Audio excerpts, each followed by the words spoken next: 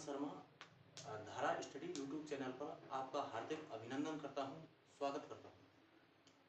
तो हम कल चालू किया था एक टॉपिक, हमने राजस्थान के लोक देवता, और राजस्थान के लोक देवताओं में हमने सबसे पहले पढ़ाया था पाबूजी राठौड़ के बारे में। आज पढ़ेंगे हम हड़बू जी और बाबा रामदेव जी के बारे में। तो चालू करते हैं हम दोस्तों हड़बू जी के बारे में। सबसे पहले पढ़ते हम हड़बू जी के बारे में।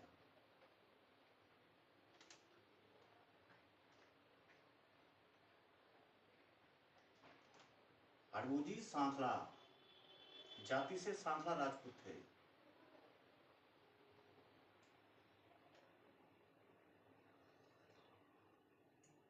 तो आज पढ़ेंगे हम हड़बू जी सांखला जी के बारे में। तो पढ़ते हैं इनके बारे में सबसे पहले कि इनका जन्म कहां पर हुआ था। तो इनका जन्म हुआ था मित्रों मुंडेल, एक जगह पड़ती है नागौर जिले में, मुंडेल।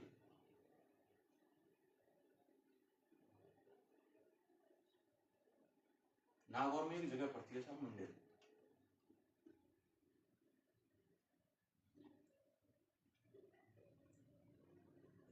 यहां पर इनका जन्म हुआ। अब पढ़ते अपन पिताजी के बारे में साहब। तो इनके पिताजी थे मित्रों और माताजी।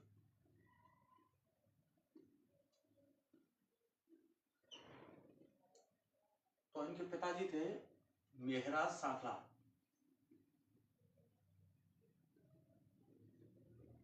मेहराज सांखला, जाति से सांखला राजपूत थे। कौन थे? सांखला राजपूत। और माताजी का नाम था सौभाग्यवती, सौभाग्यवती।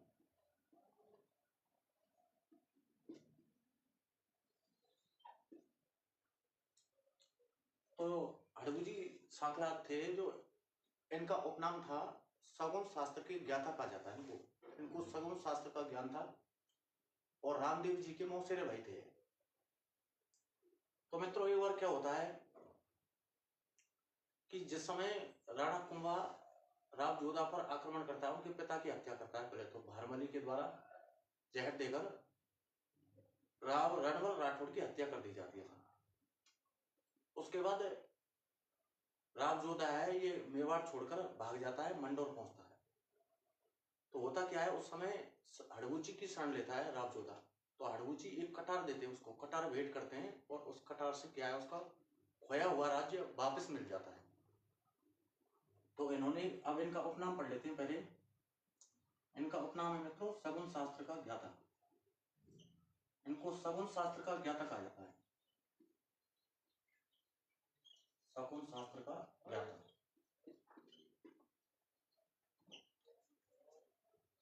सगुन शास्त्र का ज्ञाता कहा जाता है। और मित्रों ये रामदेव जी के क्या थे? मौसेरे भाई थे।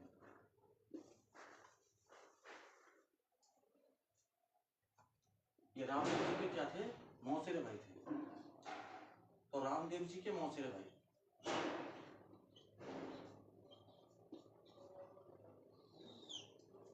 रामदेव जी के क्या थे?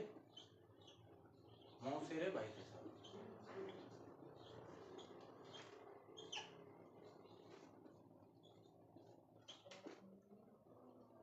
तो इन्होंने क्या किया? राव जोधा को कटार भेंट की थी। इन्होंने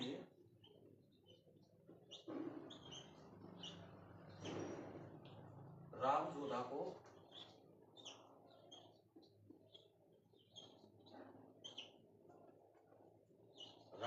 को कटार भेंट की।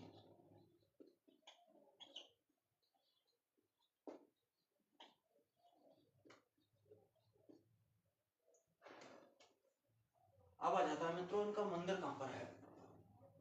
तो इनका मंदिर है मित्रों, एक गांव पड़ता है फलौदी जिले के अंतर्गत वेंगटी गांव, वेंगटी गांव।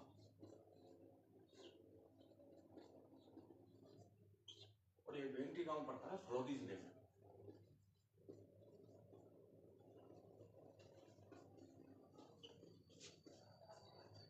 इस मंदिर का निर्माण करवाया था मारवाड़ के शासक हुआ करते थे महाराजा अजीत सिंह।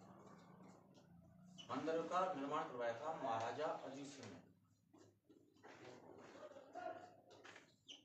महाराजा अजीत सिंह कौन थे? महाराजा अजीत सिंह मंदिर के निर्माण करता थे। तो दोस्तों हम पढ़ते हैं हड़गू जी सांखला के बारे में। इनका जन्म हुआ था मुंडेल नागौर में। पिताजी का नाम था मेहराज सांखला और माताजी का नाम था सौभाग्यवती। उपनाम सगुन शास्त्र का ज्ञाता कहा जाता है। रामदेव जी के मौसेरे भाई थे और इन्होंने राव जोधा को कटार भेंट की थी। इनका मंदिर है बेंगटी गांव फलौदी में और इस मंदिर का निर्माण करवाया था मारवाड़ के शासक महाराजा अजीत सिंह ने, जो कि जसवंत सिंह के पुत्र थे। आगे पढ़ते हैं मित्रों।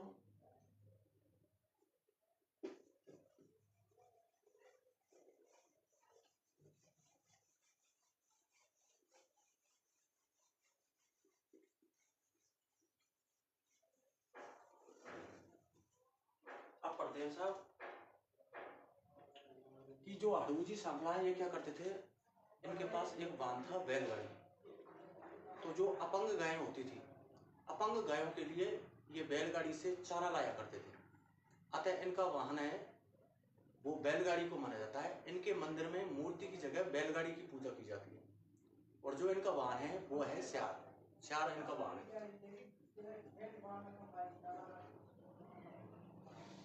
तो इनका वाहन कौन सा है मित्रों? इनका वाहन माना जाता है स्यार। स्यार इनका क्या है? वाहन है। तो हड़गू जी क्या करते थे? हड़गू जी अपंग गायों के लिए अपंग गायों के लिए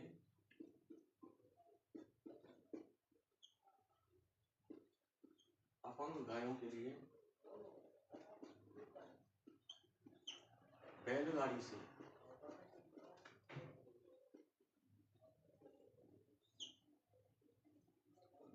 से चारा लाया करते थे।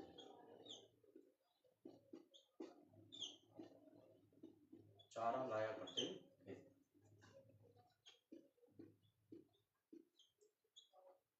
चारा लाया करते थे।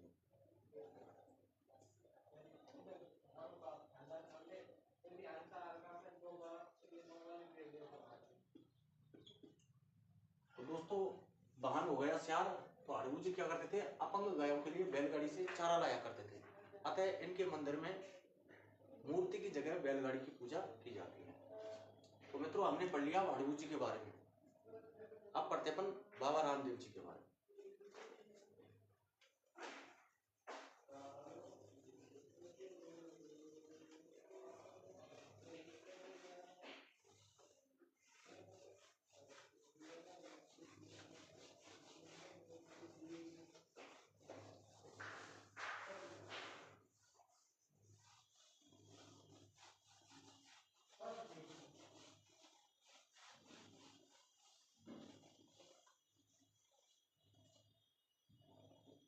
अब पढ़ते अपन बाबा रामदेव जी के बारे में।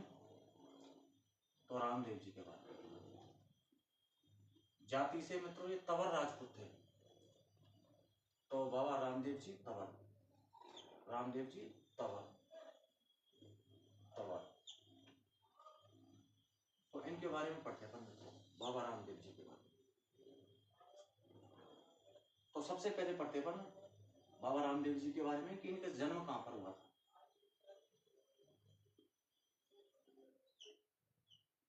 तो बाड़मेर जिले के अंतर्गत एक तहसील पड़ती है सिप तहसील। सिप तहसील में एक गांव था उंडू काश्मीर गांव। तो उंडू काश्मीर गांव में इनका जन्म हुआ था। इनके पिता का नाम था अजमाल जी तंवर और माता का नाम था मैना देवी। इनके एक बड़े भाई हुआ करते थे जिनका नाम था बीरम देव जी। और बीरम देव जी को बलराम जी का अवतार माना जाता है और रामदेव जी को भगवान कृष्ण का अवतार माना जाता है। इनकी एक बहन हुआ करती थी, उनका नाम था सोनाबाई। तो मित्रों एक दिन क्या होता है, इनको कई अन्य उपनामों से भी जाना जाता है। इनको पीरों का पीर कहते हैं, इनको रामसा पीर के नाम से जाना जाता है, इनको गणेचारा धनी के नाम से भी जाना जाता है। तो एक दिन क्या हुआ था मित्रों कि मक्का से 5 पीर आए थे इनके पास, इनकी परीक्षा लेते हैं वो। तो जब उनको भोजन के लिए बैठाया गया था तो उन्होंने क्या कहा रामदेव जी से कि हमारे बर्तन रह गए हैं हमारे भाई, तो आप हमारे बर्तनों को लाओ, हम उन्हीं में भोजन करते हैं, उन्हीं में करेंगे। तो मित्रों जैसे ही उन्होंने अपनी आंखें बंद की, मक्का से आए हुए 5 पीरों ने, तो जैसे ही आंखें खोली तो उनके सामने वही सेम बर्तन थे जिनमें वो भोजन किया करते थे। तब उन्होंने इनको पीरों का पीर कहा था। तो जो बाबा रामदेव है इनको पीरों का पीर किसने कहा था? मक्का से आए हुए 5 पीरों ने इनको रामसा पीर और पीरों का पीर कहा था। तो इनका जन्म कहां पर होता है? उंडू काश्मीर गांव, उंडू काश्मीर गांव।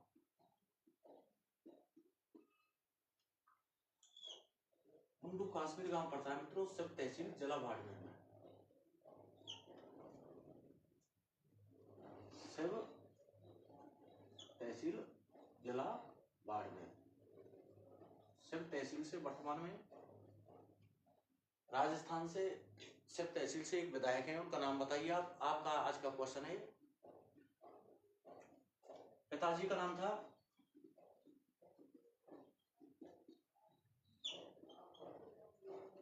अजमाल जी तंवर, जाति से तंवर राजपूत थे मित्रों। अजमाल जी तंवर, अजमाल जी तंवर। माता का नाम था मित्रों मैना देवी। तो इनकी माता का नाम क्या था? मैना देवी। माता जी का नाम था मित्रों मैना देवी।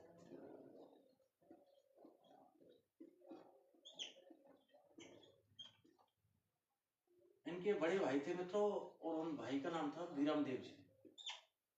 और बीरम देव जी को बलराम जी का अवतार माना जाता है। बीरम देव जी और बीरम देव जी को बलराम जी का अवतार माना जाता है, जो भगवान श्री कृष्ण के बड़े भाई थे। बलराम जी का अवतार क्या माना जाता है? बलराम जी का अवतार माना जाता है। मित्रों इनकी एक बहन थी और बहन का नाम था सुगुणा बाई। बहन का नाम क्या था मित्रों? सुगुणा बाई।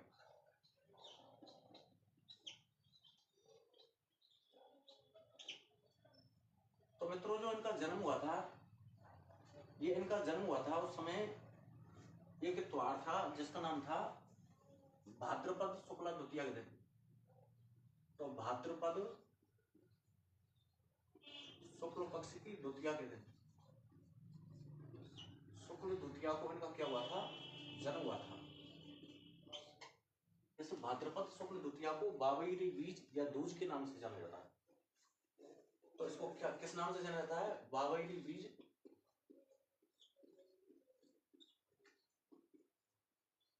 या फिर किसके नाम से? दूज के नाम से जाना जाता है।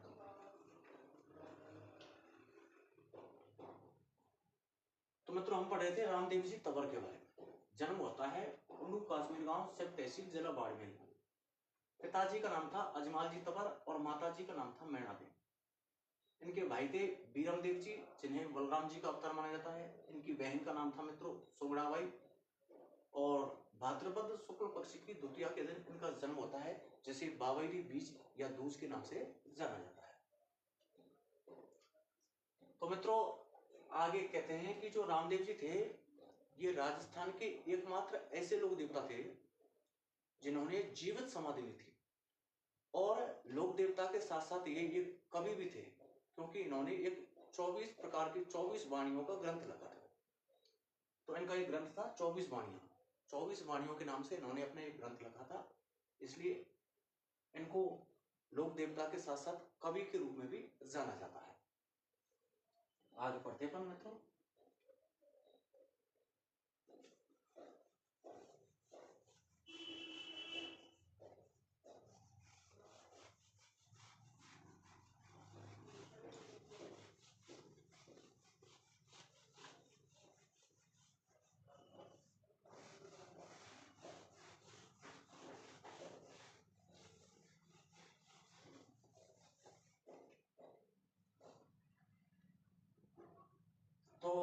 रामदेव जी की मित्रों इन्होंने एक मेघवाल कन्या थी डालीबाई। तो मेघवाल कन्या डालीबाई को इन्होंने अपनी धर्म की बहन बनाया था। तो धर्म बहन कौन थी इनकी? डालीबाई थी, जो कि एक मेघवाल कन्या थी। मित्रों इनकी एक शिष्या थी आई माता। आई माता, इनका मंदिर बिलाड़ा जोधपुर में पड़ता है। वो ऐसा कहा जाता है कि इनके मंदिर में जो दीपक जलाया जाता है जोत के लिए, उस दीपक से आज भी केसर टपकती है। क्या टपकती है? केसर टपकती है। तो ये मालवा की रहने वाली थी आई माता। तो कहते हैं वहां से यहाँ पर आ गई थी और इनकी शिष्या बन गई थी मित्रों। तो पढ़ लेते हैं। रामदेव जी की जो धर्म बहन थी वो कौन थी मित्रों? धर्म बहन। तो धर्म बहन थी मित्रों मेघवाल कन्या डालीबाई। ये मेघवाल जाति की थी मित्रों। तो मेघवाल कन्या डालीबाई।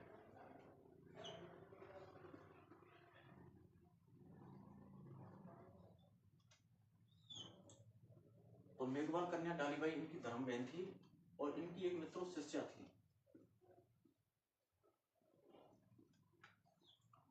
तो शिष्या थी मित्रों उनकी आई माता। आई माता। और जो आई माता का मित्रों मंदिर है ना, वो मंदिर पड़ता है बिलाड़ा जोधपुर में। कहाँ पड़ता है? बिलाड़ा जोधपुर में। बिलाड़ा जोधपुर के अंतर्गत इनका क्या पड़ता है? मंदिर पड़ता था। तो डालीबाई जी के बारे में एक कहावत है मित्रों कि जो रामदेव जी थे इन्होंने जीवित समाधि ली थी भाद्रपद शुक्ल पक्ष की एकादशी के दिन। इनसे एक दिन पहले अर्थात भाद्रपद शुक्ल दशमी को जो मेघवाल कन्या डालीबाई हैं, इन्होंने क्या ली थी? इनसे पहले समाधि ली थी।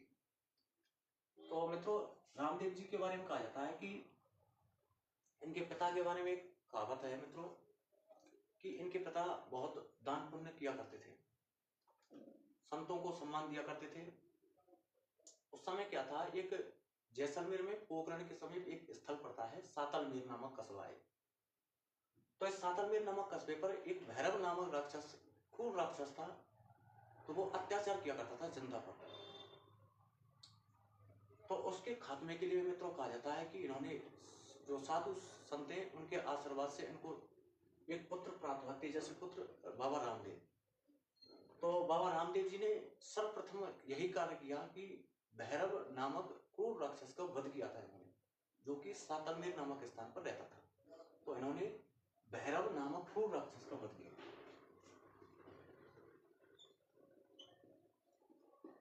इन्होंने भैरव नामक क्रूर राक्षस का वध किया।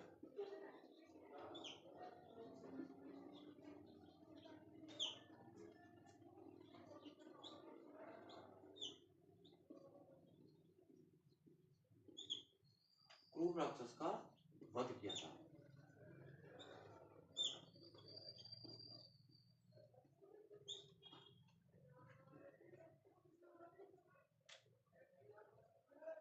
तो मतलब जो वध किया था ना, ये किया था सातलमेर नामक स्थान पर। एक सातलमेर नामक स्थान पड़ता है पोखरण में। सातलमेर पोखरण, ये पोखरण के अंतर्गत आता है और पोखरण पड़ता है जैसलमेर जिले में। तो इन्होंने भैरव नामक क्रूर राक्षस के आतंक से जनता को क्या दिलाई थी? मुक्ति दिलाई थी मित्रों। इसके बाद मित्रों जो रामदेव जी हैं इनको भगवान श्री कृष्ण का अवतार माना जाता है। तो इनको श्री कृष्ण का अवतार कहते हैं। क्या कहते हैं? श्री कृष्ण का अवतार मित्रों, श्री कृष्ण का अवतार माना जाता है मित्रों। और जो इनके बड़े भाई थे जो हीरामदेव जी थे, इनको बलराम जी का अवतार माना जाता है। तो इन्होंने राक्षस का वध कर दिया। उसके बाद दोस्तों इन्होंने एक अभियान चलाया था, जिम्मा जागरण अभियान, यानी कि एक जागरण था। तो जिम्मा जागरण अभियान चलाया था इन्होंने।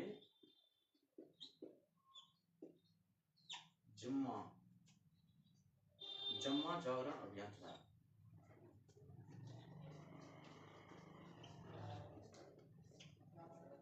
जागरण अभियान चलाया।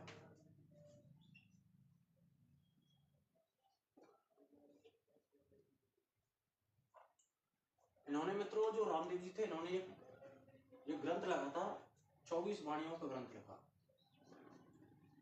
24 वाणियों का ग्रंथ लिखा था मित्रों।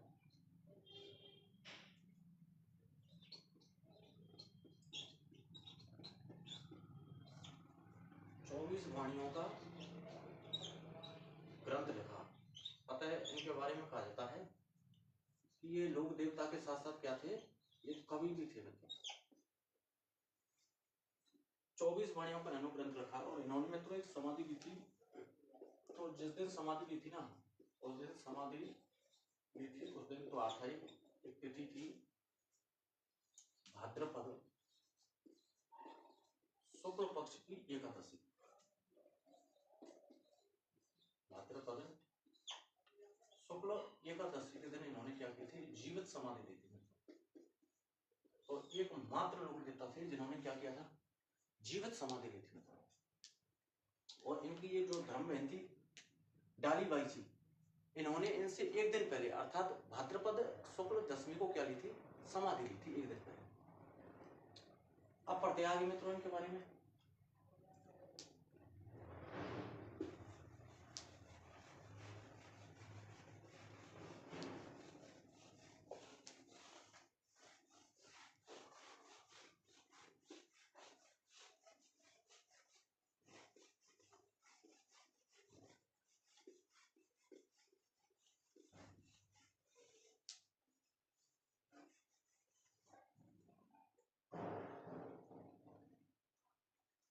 तो मित्रों अब पढ़ते हैं आगे इनके बारे में जरा।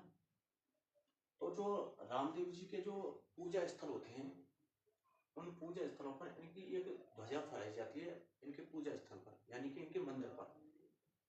और वो 5 रंगों की होती है, यानी पचरंगी ध्वजा होती है, उसे नेजा कहा जाता है। क्या कहा जाता है, पचरंगी ध्वजा को नेजा कहा जाता है। वैसे लगभग अधिकतर सभी लोक देवताओं की ध्वजा होती है ना, वो पचरंगी होती है, लेकिन जो इनकी ध्वजा है उसको एक विशेष नाम दिया गया है जिसको क्या कहा जाता है, नेजा कहा जाता है।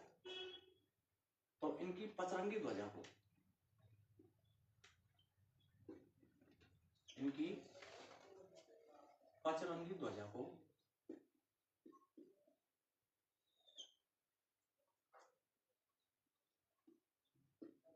पचरंगी ध्वजा को नेजा कहा जाता है। क्या कहा जाता है मित्रों, नेजा कहा जाता है।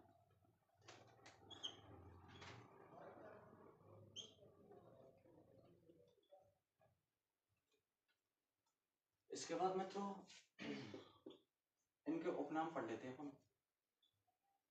तो इनके उपनामों में पढ़ते हैं अपन सबसे पहले इनको रामसा पीर कहते हैं। क्या कहते हैं मित्रों, रामसा पीर के नाम से जाना जाता है।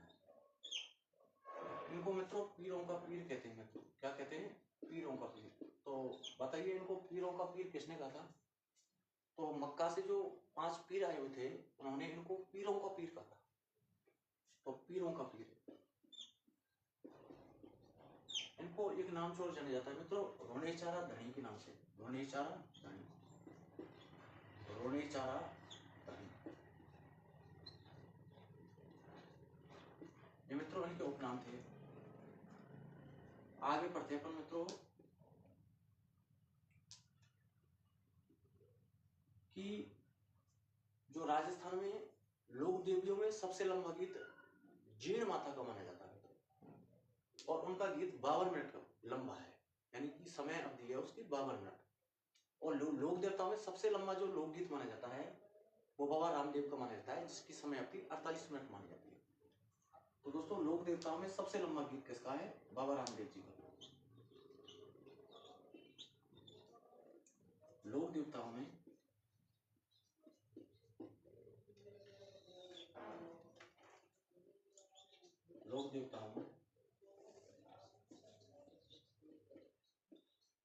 सबसे लंबा गीत किसका है, बाबा रामदेव का। सबसे लंबा गीत। और समय अवधि कितनी मिनट, तो 48 मिनट मानी जाती है। कितनी मानी जाती है, 48 मिनट मानी जाती है।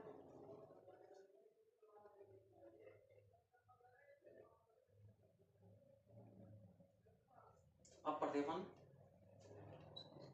कि मित्रों इनका जो प्रतीक चिन्ह है ना, इनका एक प्रतीक चिन्ह है, इनका जो प्रतीक चिन्ह माना जाता है, प्रतीक चिन्ह है मित्रों इनका पगल्य। पगल्या कहते हैं पद चिन्हों को मित्रों, अर्थात इनके मंदिर में इनके पगल्य पूजे जाते हैं, यानी कि इनके पद चिन्हों की पूजा की जाती है। तो पगल्या, तो पगल्या मित्रों इनकी क्या की जाती है, पूजा की जाती है। पगल्या इनके पद चिन्ह माने जाते हैं। इसके बाद पढ़ते हैं मित्रों इनका जो मेला लगता है, वैसे तो इनका मेला है ना, इनका जो मेला भाद्रपद शुक्ला द्वितीया से लेकर भाद्रपद शुक्ल पक्ष की एकादशी तक चलता है, लेकिन जो इनका मेन मेला लगता है, मुख्य मेला, वो लगता है भाद्रपद शुक्ल पक्ष की दशमी को। तो इनका वैसे पूरा ही लिखाते हैं अपन को आपको कि भाद्रपद शुक्ल पक्ष की द्वितीया से लेकर शुक्ल पक्ष की द्वितीया से लेकर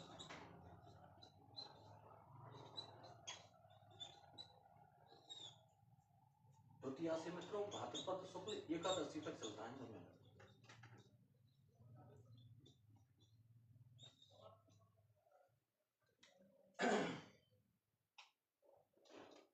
इनका मेला लगता है भाद्रपद शुक्ल द्वितीया से एकादशी तक। ये राजस्थान में मित्रों जो इनके भक्त आते हैं, इनके भक्तों को जातरू कहा जाता है। तो ये सांप्रदायिक सद्भावना का सबसे बड़ा मेला माना जाता है, अतः इसे मारवाड़ का कुंभ कहा जाता है। तो आगे पढ़ेंगे अपन मित्रों।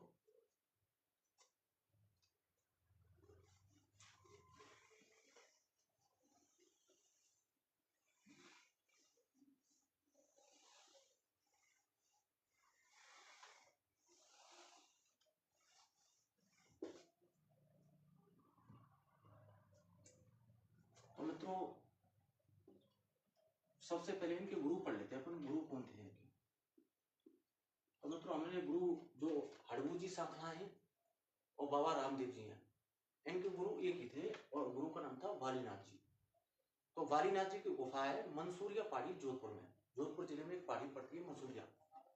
तो वहां पर इनके गुरु वालीनाथ जी का मंदिर बना हुआ है। तो ऐसा कहते हैं कि जब भी जातरू यानी कि इनके भक्त इनके मंदिर में जो इनके मेले में आते हैं, तो इनके दर्शन से पहले सबसे पहले वो इनके गुरु बाबा बालीनाथ जी की गुफा में जाते हैं सबसे पहले। तो गुरु का नाम था बालीनाथ जी।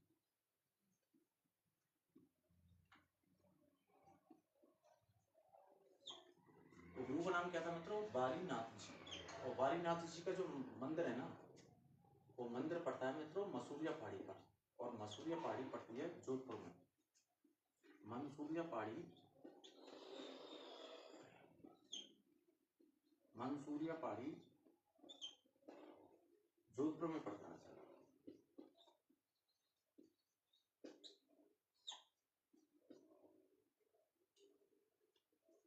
इसके बाद साहब ये राजस्थान में, तो इनके मेले में आने वाले भक्तों को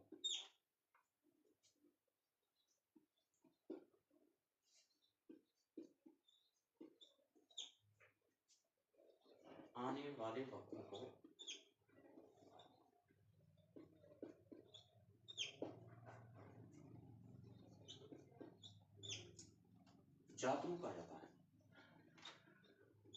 क्या कहा जाता है मित्रों, जातरू कहा जाता है।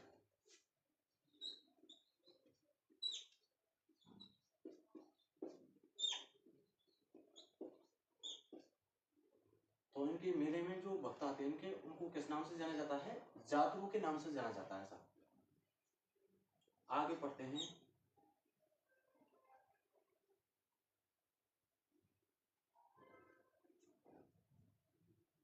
कि जो इनके जो भक्त हैं, वो बता ही दिया था कि इनके भक्त इनके मेले में आने से पहले बाबा बालीनाथ जी की गुफा में जाते हैं। तो इनका जो मेला है, इनका मेला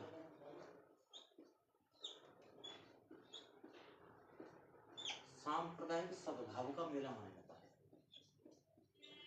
सांप्रदायिक सांप्रदायिक सद्भाव का सबसे बड़ा मेला माना जाता है। सद्भाव का सबसे बड़ा मेला माना जाता है।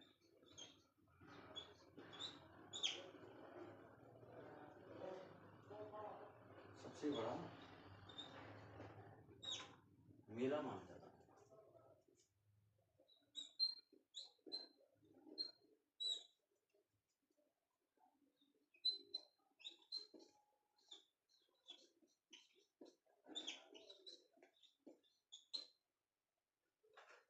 इसके बाद पर्यावरण तो कि इस मेले को मारवाड़ का कुंभ भी कहा जाता है। इस मेले को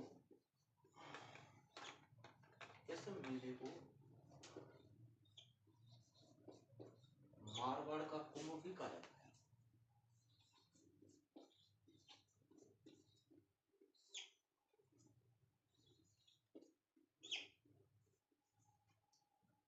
मारवाड़ का कुंभ भी कहा जाता है। मारवाड़ का कुंभ भी कहा जाता है। आगे पढ़ते हैं दोस्तों पर।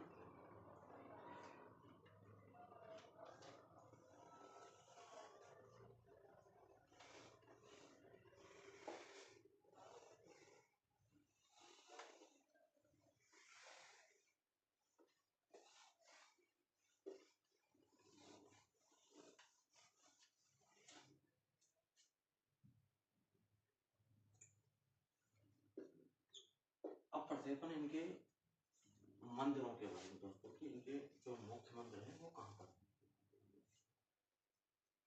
तो मंदिर पढ़ लेते हैं, प्रमुख मंदिर।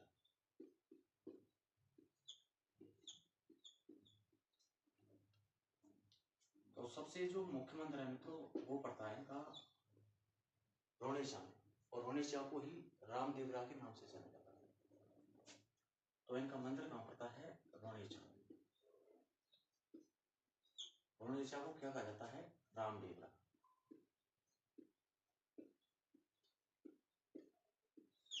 और यह पड़ता है मित्रों पोखरण जैसलमेर।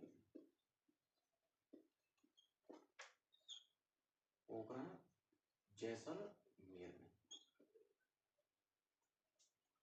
दूसरा मंदिर आता है मित्रों, इनके मंदिर राजस्थान के अलावा अन्य राज्यों में भी है भारत के। इनके जो भक्त हैं मित्रों राजस्थान के अलावा गुजरात में भी हैं, उत्तर प्रदेश, हिमाचल प्रदेश, यहाँ से भी आते हैं इनके। तो इनका जो छोटा रामदेव राय है वो कहते हैं जूनागढ़ गुजरात में एक मंदिर है इनका जूनागढ़ में।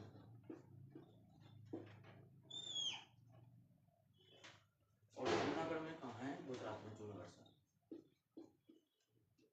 इसको छोटा रामदेवरा कहते हैं। क्या कहते हैं? छोटा रामदेवरा। छोटा रामदेवरा।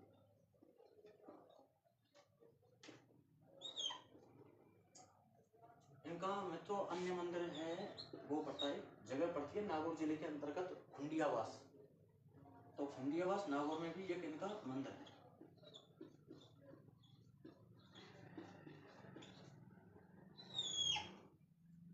खुंडियावास नागौर। इस मंदिर को मित्रों राजस्थान का दूसरा रामदेवरा कहा जाता है। तो राजस्थान का क्या कहा जाता है? दूसरा रामदेवरा।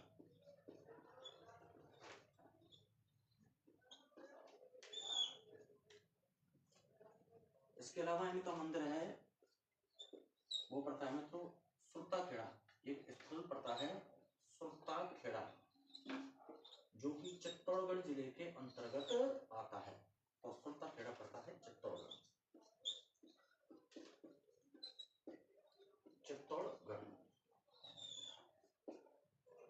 इसके अलावा और मंदिर हैं इनके मित्रों, एक पड़ता है गराटिया,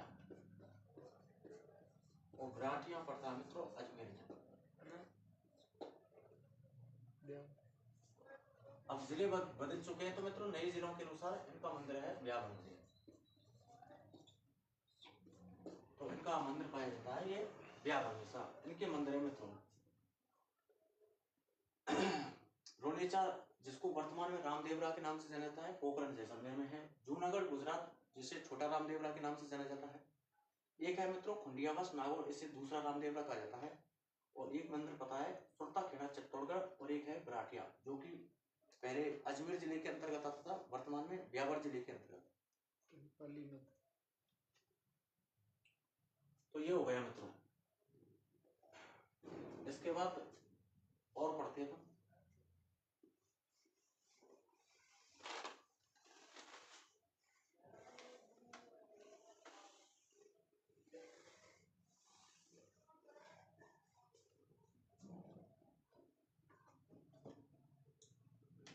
अब पढ़ते हैं मित्रों कि मैंने कल बताया था कि जो बाबूजी राठौड़ हैं उनकी फड़का वाचन करते समय रावण हत्ता नामक वाद्यंत्र बजाया जाता है, जो कि नायक जाति का भोपा उनकी फड़का वाचन करते समय बजाता है। तो मित्रों रावण हत्ता था, ये दो प्रकार का वाद्यंत्र होता है। ये अधकटी नारियल की जो कटोरी होती है उससे मिलकर बनाया जाता है। तो रावण हत्ता एक प्रकार का तत्व वाद्यंत्र है। तत्व वाद्यंत्र उस वाद्यंत्र को कहते हैं जो तार से बना होता है। वैसे वाद्यंत्र 4 प्रकार होते हैं, वो अलग टॉपिक है, उसको पढ़ाएंगे। तो इनका जो फड़का वाचन करते हैं ना, उस फड़का वाचन करते समय मित्रों मारवाड़ी रावण हत्ता वाद्यंत्र बजाया जाता है। तो सबसे पहले पढ़ते पर इनका जो पुजारी होता है, पुजारी मेघवाल जाति का होता है। किस जाति का होता है मित्रों? मेघवाल जाति का।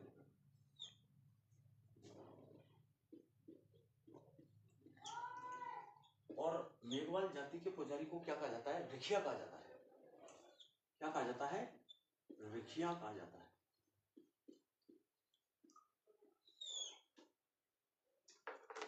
इनकी मित्रों जो फड़ है, फड़ का वाचन, फड़ का वाचन मित्रों एक कामड़ जाति का भोपा करता है। इस जाति का कामड़ जाति, ये कामड़ जाति है, कामड़ जाति का भोपा, कामड़ जाति का भोपा इस इनकी फड़ का वाचन करता है मित्रों। और इस फड़ का वाचन करते समय जो वाद्यंत्र काम में लिया जाता है उस वाद्यंत्र का नाम है मित्रों रावण हत्ता वाद्यंत्र। कौन सा वाद्यंत्र है? रावण हत्था वाद्यंत्र। इसके बाद मित्रों जो फड़ शब्द है ये पड़ या पट शब्द से बना हुआ शब्द है मित्रों। तो जो फड़ शब्द है इस पर जो लोक देवता होते हैं उनकी जीवनी का वर्णन किया जाता है कि उनके जीवन में क्या घटित हुआ, क्या चमत्कार किए उन्होंने। तो जो रामदेव जी ने अपनी शक्तियों से जो चमत्कार किए थे ना, उनको पर्चा कहते हैं। क्या कहते हैं? पर्चा। ऐसा कहते हैं जो फड़ है मित्रों, ये जब ये खराब हो जाती है, पुरानी पड़ जाती है या फट जाती है या अपवित्र हो जाती है, तो इसको पुष्कर सरोवर में प्रवाहित करते हैं, जिसे फड़ ठंडी करना कहते हैं। क्या कहते हैं? फड़ ठंडी करना। अब आ जाता है इनके जो गीत होते हैं मित्रों, उनको ब्यावले कहा जाता है। इनका जो गीत है राजस्थान में सबसे लंबा गीत माना जाता है लोक देवताओं में, जिसकी समय अवधि 48 मिनट मानी जाती है। और इनके गीतों को ब्यावले कहा जाता है, जो तंदूरा वाद्यंत्र के साथ क्या किए जाते हैं? गाए जाते हैं। तंदूरा, तंबूरा, चौतारा, वेणु, ये चारों वाद्यंत्र एक जैसे होते हैं। तो इनके गीतों को मित्रों ब्यावले कहा जाता है। गीतों को ब्यावले कहा जाता है।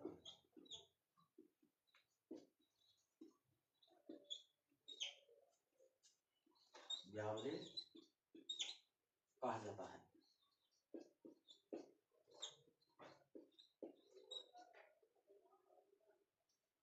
जो कि तंदूरा वाद्यंत्र के साथ गाए जाते हैं। जो कि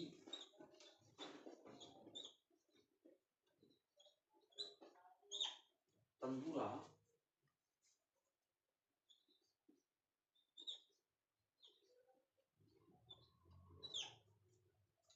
वाद्यंत्र के साथ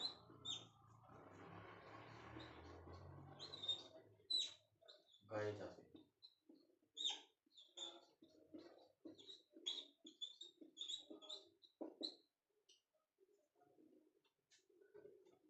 तो मित्रों रामदेव जी की आराधना में कामड़ जाति की जो महिला होती है इनके द्वारा एक नृत्य किया जाता है तेहरे ताली नाम पे। तो जो इनका मेला लगता है उस मेले का सबसे प्रमुख आकर्षण तेरह ताली नृत्य माना जाता है, जो कि कामड़ जाति की स्त्रियों के द्वारा किया जाता है। और इसमें क्या होते हैं, इस नृत्य में मित्रों 13 मंजीरे होते हैं।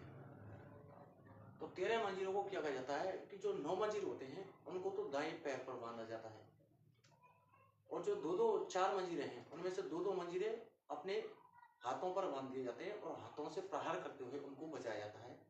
जो 13 ताली नृत्य मित्रों ये बैठ कर किया जाता है। ऐसे नृत्य की प्रसिद्ध नृत्यांगना हुआ करती थी, पदराला गांव पड़ता है पाली जिले में, तो पदराला गांव पाली की मांगी बाई इसकी प्रसिद्ध नृत्यांगना थी।